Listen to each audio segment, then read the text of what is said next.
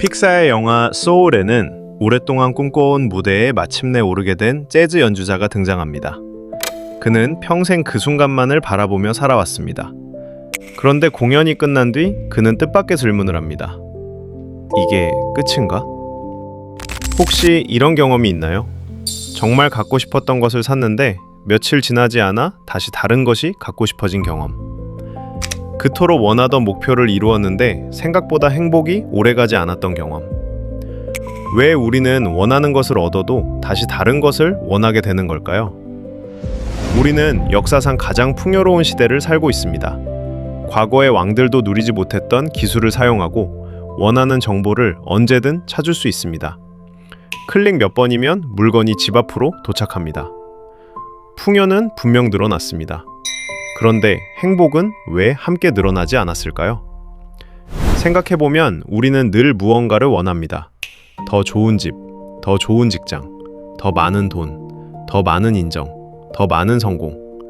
그리고 그것을 얻으면 행복해질 거라고 믿습니다. 하지만 정말 그럴까요? 돌이켜보면 우리가 간절히 원했던 것들을 이루고도 얼마 지나지 않아 다시 다른 무언가를 원했던 경험이 있습니다. 새 휴대폰을 사고, 새 차를 사고, 승진을 하고, 꿈꾸던 회사에 들어가도 행복은 생각보다 오래 머물지 않습니다. 왜 채워도 다시 비어버리는 걸까요?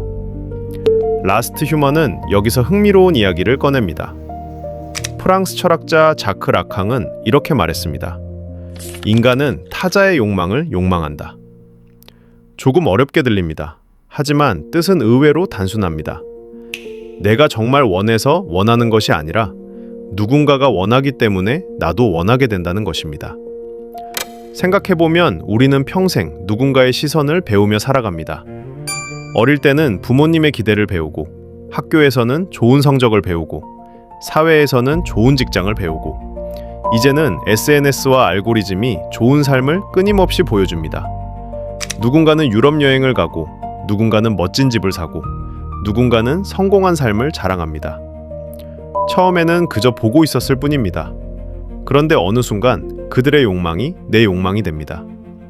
그래서 우리는 원하는 것을 얻어도 만족하지 못합니다. 라스트 휴먼은 말합니다. 타자의 욕망을 욕망하다 보니 욕망이 이루어져도 만족스럽지 않다고. 왜냐하면 그 욕망은 처음부터 나의 것이 아니었기 때문입니다. 그래서 우리는 결핍을 소비로 채우려고 합니다.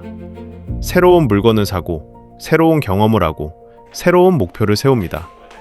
하지만 만족은 오래가지 않습니다.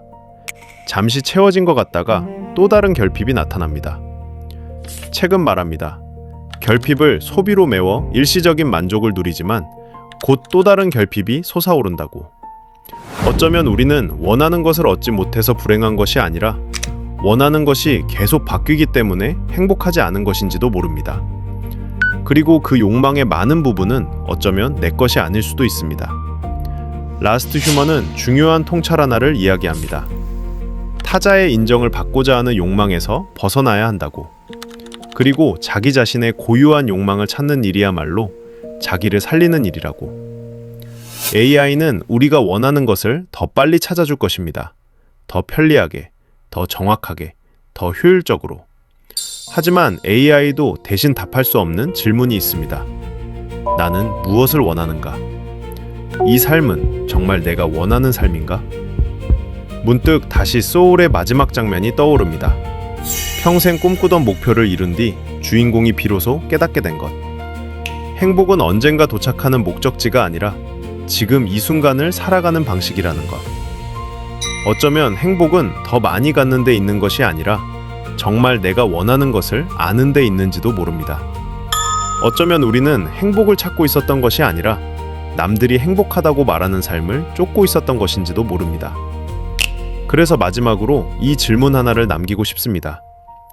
지금 당신이 원하는 것은 정말 당신의 욕망인가요? 아니면 누군가의 욕망을 살아가고 있는 건가요?